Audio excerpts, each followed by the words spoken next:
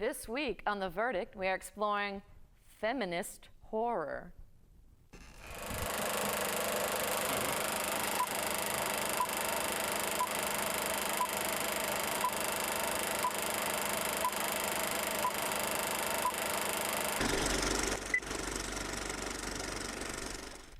Welcome to The Verdict. I'm Alex Montgomery. I'm Lizzy Pegram. And I'm D'Vontay Banks. And I'm also not too good for these. Okay, that's better. After transferring to a Los Angeles high school, Sarah finds that her telekinetic gift appeals to a group of 3 wannabe witches who happen to be seeking a 4th member for their rituals. Bunny, Rochelle, and Nancy, like Sarah herself, all have troubled backgrounds which combined with their nascent powers lead to dangerous consequences. When a minor spell causes a fellow student to lose her hair, the girls grow power mad.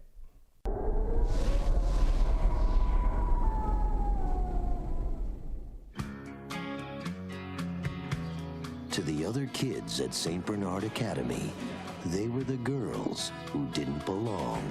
Whatever you do, stay away from them. Why? They're witches. But after years of being on the outside, Why'd you lie about me?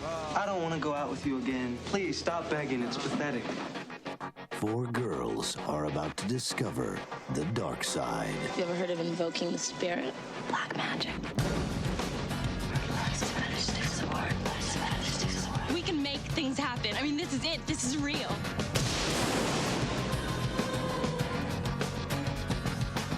Columbia Pictures welcomes you to the witching hour.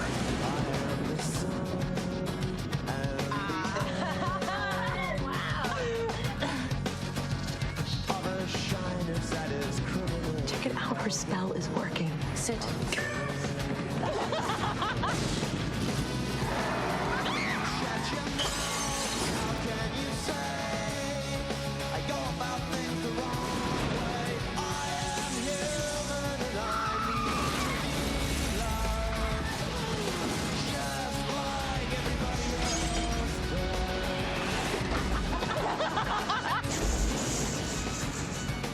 The Craft. Girls, watch out for those weirdos. We are the weirdos, mister.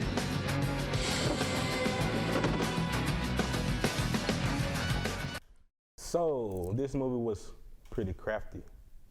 It's definitely a product of its time. You know what I mean? Like, Yeah.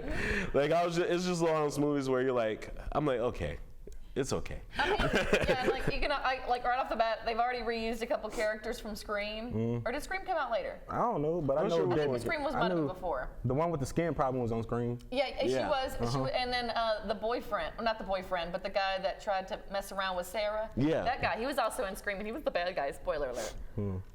Spoiler alert, it came out in 1996. Yeah, right. If you haven't seen it by now, that is not actually my fault. It was like the most 90s thing ever. Which, by the way, this movie, it feels too, I hated this era in the 90s so much, and I still hate it, right? Because everyone was trying to be clever. Everybody wanted to be Tarantino or Robert Rodriguez and knowingly be like, wink, wink, we know this is a movie. It's like, okay, we all watch movies. We're watching a movie right now. The only reason it works with Tarantino is just because it's a good story regardless. It's just flavoring. And I feel like this movie was trying too hard to be clever. Right. Light as a feather, stiff as a board. Like it's a feather, stiff as a board. I thought you were trying not to break that chair. That too. I mean, you know what? Thank you for saying. I need to put a spell on this thing. I mean, I need to lift some of the burden of not FAFSAs, but student loans. Yeah. Put a spell on that. The biology teacher that's key, is giving me. Don't say her name. Exposure. No, I mean, I love that lady. Yeah. You won't get a bad evaluation. But I love this movie because I love all things witches, okay? And I like the main girl, the really scary, creepy one. The little one, I can't remember her name. Not Bunny, not Sarah. Bonnie? What was it, Bunny? Nancy. Nancy. Okay. I like Nancy. She is wacko. She is crazy. That's what. Yeah. Well, this is a movie where I feel like you guys are going to agree with me. It's a movie that doesn't deserve the performances that are in it. Explain. Because every actress and actor is doing such a good job and they're committing to their role, but they're in a movie that doesn't demand it. So it's one of those things where it's like you have these people acting on this high level, but the movie isn't also on that high level. So I feel like that it creates this disconnect. The movie wants to be clever and cute, but they're doing these sincere performances, as ridiculous as they are, and I feel like it doesn't mesh well. Yeah, maybe. But yeah, I guess, I mean, that's the 90s for you. I don't know. I mean, honestly, I don't have like a lot of like negative opinions because honestly, it's all like the cheesy stuff that is in any 90s movie. Yeah, I literally had a whole bunch of notes of like, why I don't like this, why they do that, they shouldn't have did that. Right. But then I thought about like that is a 90s movie. Like it came out in 96. Yeah, but that's not an excuse, all right? Because no, he's not having it. No, for real. He just a 68 movie that wasn't so bad. Yeah, we have a 1968 movie that was like amazing, and like cheesy is okay. It's okay to make a cheesy film, but you still have to make a good film. And this isn't a good film. I thought it was cool. It's definitely not something I'd be willing to watch. It's like just okay. I can't consider willing to watch. Yeah, honestly, I can just say that I really liked it because I like witches and witchcraft, and you know, bodies floating, and then they're all getting back at their like. Let's see, what did they do to the? Well, the one guy ended up getting killed. That was actually like I ain't gonna say looking forward to the death, but I mean looking forward to him his repercussions. Okay. Yeah. I mean was I cutting you off? No. All right, good. So, I talked too much. You cut off a woman on the Feminist Horror episode?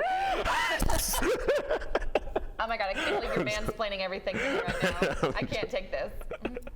But no, what were you saying? So, hold on. With your permission, man. I'll allow it. All right, so like I was saying, what was I saying? You were saying you were looking forward to the repercussions for it. Oh yeah, so that then I didn't. So did the girl have skin problems? Like what was that? She had burns. Yeah, and then she had the treatment for it, and that was like that excruciatingly painful one. the needle thing. Yeah, with the needles, and then they did that spell over her and took all the pain away. And then that one mean girl that was making fun of the other. I don't remember the one girl. The making fun of the black girl. Yeah. And she like they were like, oh this. Can I say pubic hair? No, maybe not. Well, I mean, it's a medical term. It's already on the mic. Even when the mic's down here, so when you go right here, you're talking directly into the mic. Come on, say okay. It's just like, after they said pubic hair in my brush, oh, that's just her hair. And then later on, they made her bald. So when it started coming out, her hair starts falling out. Oh, I love that crap. Look, this will trip me out because like it was at the pool and then the coach was like, so when she recognized her hair was coming out, she took the cap off and recognized her hair was coming out. The coach was like, "Whoa, you all right?" And then the girl died. He was just like, "Wow, like cool. I ain't studying you no more. Like even though you might need some medical attention, she just hit a solid dive. Like I thought that was." I'm more concerned about this solid dive. Why is that me as a adult? As an adult. Maybe even as the father. Like one child would be like, "Oh, Dad, I hurt my knee," and then this one hit a pure dunk or something like that. You know what I'm saying? Like, and I'm just like, "That man got it," and they dying. Like, that's the one right there. But honestly, I think I love Nancy the most because she's so psychotic, and like, and she ends up killing her stepdad by just like. By giving him a heart attack. A bunch of money. Yeah, because she, was in a terrible place, living in a trailer with her mom, with her abusive stepdad, and everything like that. And she's like, "Well, I am a witch, and I don't have to live like this." So, and she takes care of it. And I aspire to be Nancy. You aspire to be. Well, I feel like the movie has these individual scenes that work, but they don't gel together. Now, for me personally, I feel like there's a movie that did what this movie was trying to do, but a lot better, and I think that's Heathers. I think Heathers took what this movie was trying to do, and I think it still got the camp factor that you guys were all going for, but still remember, we're a good movie. We're going to make a great story with this. And I feel like this movie forgot to be a real movie. Honestly, and that's cool that you said that, because the first place I looked for The Craft was Netflix, of course. And I was Netflix. The Craft, and it's like titles related to The Craft. Heathers was like one of the first things that popped up, and I was like, okay, I'll see that. Yeah, no, for sure. Hey, am I the only one that was like, when they got that money, it was like, oh, they go blow it. Like they got the apartment, so like, dang, you could have like. Well, they're just teenagers; they'll learn. But however, this next movie, another great woman. So this movie was released in 2009. It's called Jennifer's Body. And it made girls everywhere wish they were possessed so they could look just as good as Megan Fox, a.k.a. me. Anita, also known as Needy, is Megan's friend, or Jennifer. And just like us, Anita watches Megan Fox's character become progressively more bloodthirsty until Needy vows to put an end to it all. when she kills her boyfriend. Although I would have probably just stood by and watched it all in amazement, in all honesty, here is the trailer for Jennifer's Body.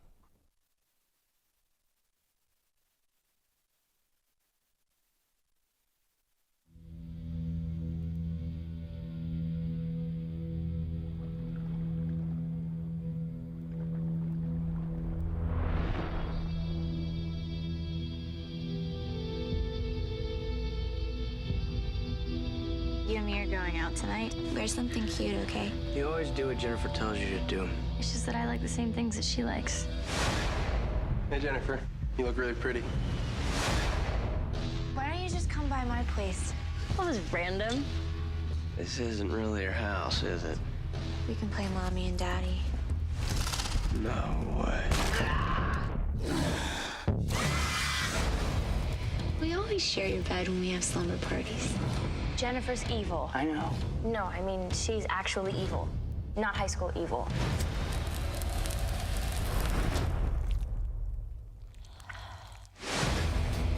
Chip is looking really cute to me lately. How is he tasting these days? You are never a good friend. You could have anybody that you want. Hi, Chip. You're killing people. No. I'm killing boys. Are you scared? Thought you only murdered boys. I go both ways. I will finish you if I have to. Okay. You can barely finish gym class.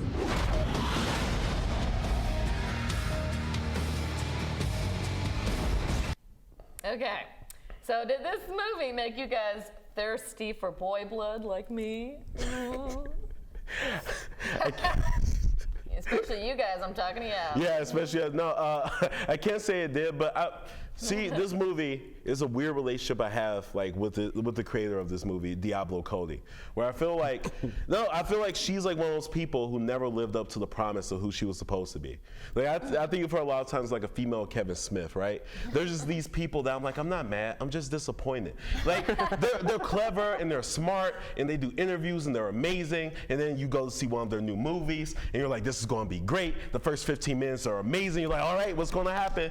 And then it's just like, oh, this is just okay. Like it literally, the movie is just an exercise in how clever can I be with the screenplay, but it's not actually clever. You want to know the thing is, when this movie came out, like all of my friends were like, the discussion at school was this, man, she fine. Like none of us just like, dude, this is a good movie or this is scary. All of us just like, man, she is pretty. Like That's what I was thinking, honestly. Like, I love Megan Fox. Yeah. She is a babe, okay? And I'm allowed to say that.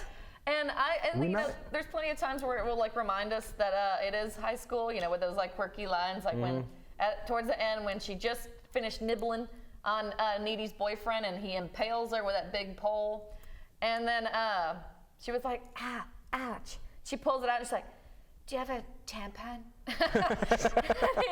Just thought I'd ask. And then she scoots out the window, and I'm like, okay. And then like nothing ever happened, but I don't know. I mean, I liked it because it is like, we always go back to this, cheesy and corny. But I don't know, it was a simple plot, but gruesome, and a bloodthirsty, attractive woman.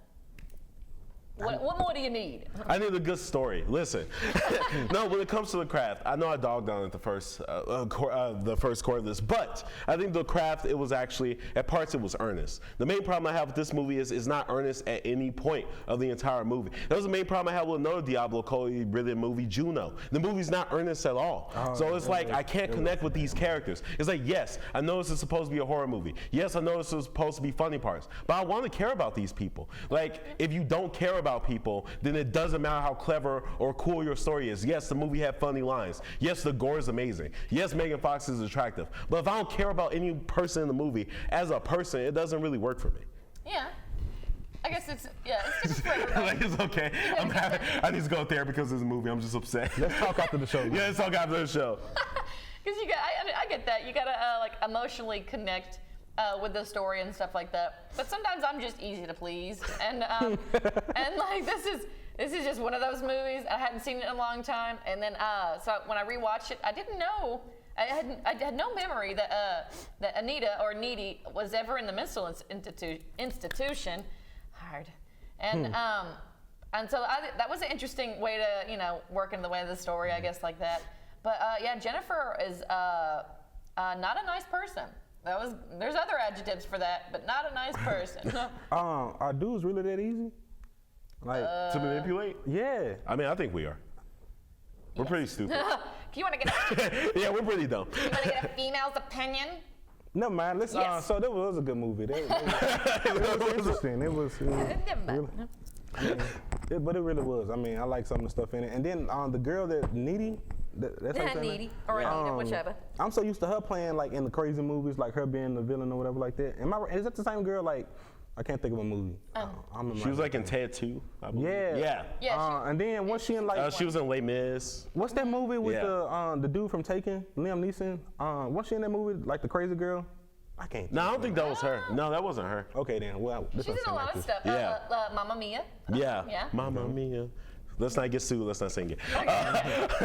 But I don't know. It's just like, cause I feel like there's Diablo. I mean, I really want her to have a comeback. Cause Lizzy is right. There are so many moments in this movie that are just fun and great. But the movie, do you know what this movie works best as? When you're like, I don't remember Jennifer's body, and you're looking up clips on YouTube. But when you watch it from beginning to end, you realize how much the movie falls apart because of its faulty characters. And that's something I can't forgive it for. Yeah, no, I get that. There's a little bit of inconsistency. I mean, of course with Jennifer's character, but I guess that's to be expected considering she is possessed by a demon. I can't blame a gal, but like. For being possessed by a demon? Yeah, and being a little kooky. But God, and poor Needy. First of all, her nickname is Needy, for God's sake. Poor girl. Her and Jennifer have been best friends since they were children, and she has only heard crap talked about her entire life. Everything. As far as her appearance, how quiet she is, how she doesn't show her breasts as much as Jennifer does, and she has to downgrade herself to make Jennifer look better. And she mentions that before they go to that bar, which the honky tonk sort of club or whatever, that completely busted into flames. And the band, honestly, it's the band sacrificed her, and the only reason why it went south is because she wasn't a virgin. You catch that part? Yeah. Because she's reading that in the book, and then she was like, that's why she's still alive and she's still having to feed on souls, because the ritual didn't go well. Something happened wrong with the rituals because they were supposed to be sacrificing a virgin, and then they picked this really beautiful young girl. I don't know why they assumed she was a virgin, and she was not. And then here we are, and she's nibbling on boys. And she's like, I thought you only killed boys. I thought that was funny. I goes both ways. Is what she said. He says what she said. I like how you clarify. No, like I said, I mean, I think that was a really good commentary. But I just feel like the movie, it would have these moments of commentary, but I feel like the movie is just talking just to talk. If that makes sense, you know what I mean? Like, I love the commentary about that. There's like, it would have worked if she was a virgin, like showing how like women are viewed like in society, especially like virgins are supposed to be more pure, and then like a pure person would have become like this demonic thing. Like but the movie just, I feel, has pockets of that. You know what I mean? Like a movie like Cabin in the Woods, I think handles a theme like that so much better because it's weaved through the entire film. So by the time you get to the end, when it makes this big statement, I'm like, oh, like I empathize with this because you really made sure each scene in the movie reinforced it. Whereas Jennifer's Bible would be like, yeah, gore, yeah, cool. Here's some feminism. Yeah, go back to the gore. And I'm like, no, like if you're going to make a movie that has a feminist state, like actually make that movie. Like don't just like put it in little pockets. Like actually do it. Don't be scared. Yeah. And it was also very predictable. And like you said, there was no way of them like weaving in the story. It was just bang, bang, bang. Like we knew it was going to happen. There's, she's with a boy alone, and she just recently left this van with these men.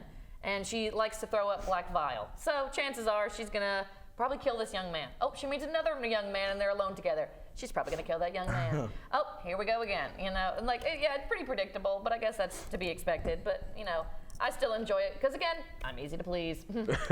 Well, I think it was interesting talking about that one, but let's talk about a movie called Rosemary's Baby. It was made in 1968, and it stars Mia Farrow as Rosemary Woodhouse, as a woman who is growing increasingly paranoid that her neighbors, her actor husband, and everyone around her is potentially endangering not just her safety, but may be creating the Antichrist itself.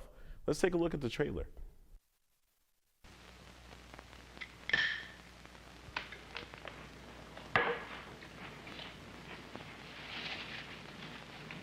Hey, let's make love.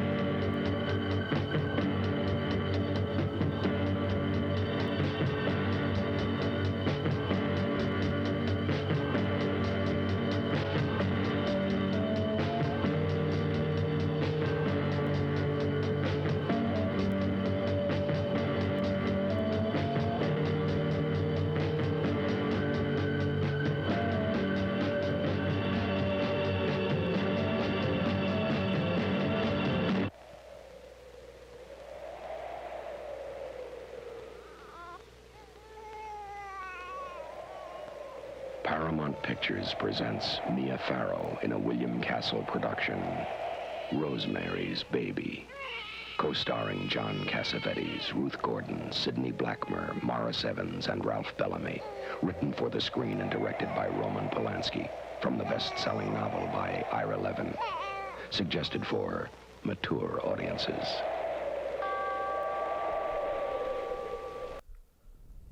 What can I say? Been there, done that.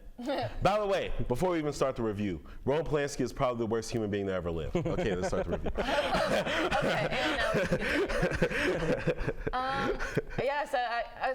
I've never seen this movie before. I think it was last week, they were like, oh, next week we're doing Rosemary's Baby. And I ever heard somebody say, oh, that movie is messed up. And I'm like, huh?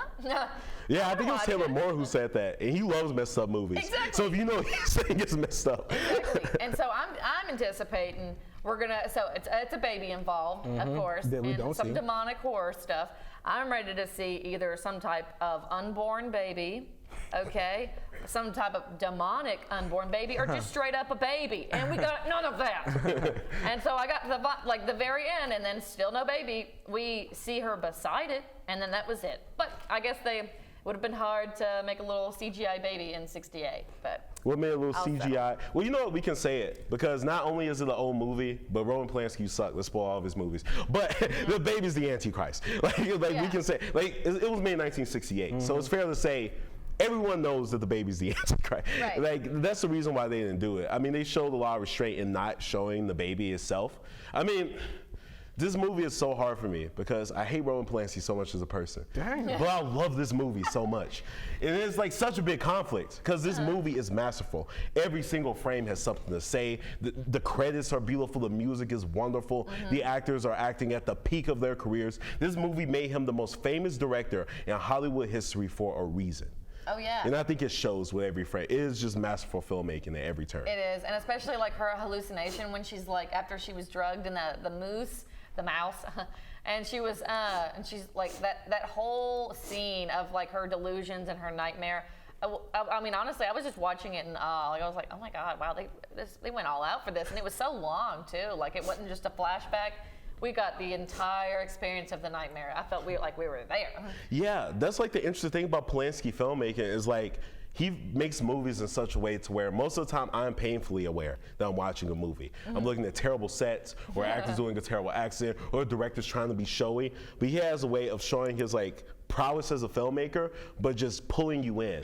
For half of this movie, like after the first half, you forget you're watching a movie. You're just in this position. And another thing I love is we all have the context now of knowing that's the Antichrist, but I love that the movie doesn't show his hand. And a lot of movies nowadays don't do this. It has restraint. This could be just, and I think it's a commentary as well on how men view women, because everyone just calls her crazy. And the movie makes you the audience, and most of the people who saw this movie were dudes back then. They want you to feel this is just a crazy woman. She's making things up. She's making things hard for her actor husband. They're just trying to do the best. He's just trying to do the best he can. Why can't these crazy women just listen? So when the reveal comes and no, this is real, and they're gaslighting her, it just breaks your heart and it pulls you in, and you just feel sick. Yeah, we see the same thing in Jennifer's Body. Like when Needy discovers that the witchcraft is involved, nobody believes her. They're like, oh, crazy woman.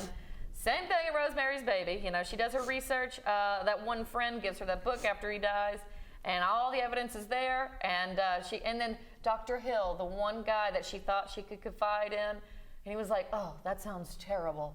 Take a nap. And then she wakes up like, oh, that was such a good nap, and she busts in all the guys that were against her. So. I mean, it was just nonstop.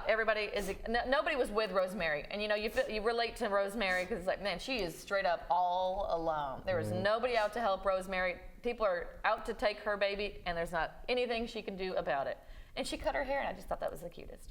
Yeah, that's one thing. This movie is famous for that, but I'm glad you mentioned it. Mia Farrow's hair in this movie is possibly some of the best hair makeup I've ever seen in Hollywood. Like, it's just a great haircut. The lighting is just beautiful on it. And I think it just helps with the commentary. Like, she's trying to reclaim, when a woman has short hair, there's typically a woman trying to get, like, more of a masculine presence. She's trying to reclaim, she still loses. Because, I mean, essentially, she's fighting the devil, who is possibly the ultimate misogynist. But, I mean, between movies like this and Repulsion, like, that Polanski's done, it really shows like how insidious misogyny can be weaved into a culture to where a woman could, against her will, just basically have to go with it. I mean, that's basically what the big metaphor of the movie is, right? Because we always wonder all the time when it's like, oh, like, why would this woman assist in this guy doing this awful thing? Well, this movie shows why. She literally had no choice. She doesn't want to raise the Antichrist baby, but by the end, there's nowhere else for her to go. There's nothing else for her to do. And all she can do is just rock the cradle. It's not her baby. It's clearly the Antichrist. And she's like, well, what do I have to lose? You know, considering that my husband completely screwed me over to become a better actor.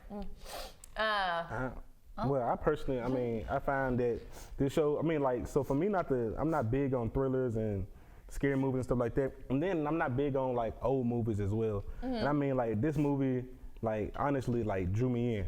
I mean, from the beginning and stuff, I mean, I found some stuff humorous, like when she was trying to get busy with her husband, she was just like, hey, put the food down. Hey, we got things to do. Yeah, come here. Come holler at me real quick. I personally took that as like, that was funny to me. Like, out of the whole movie, I was just like, that was funny. Like, hey, stop doing what you're doing, even though you're hungry.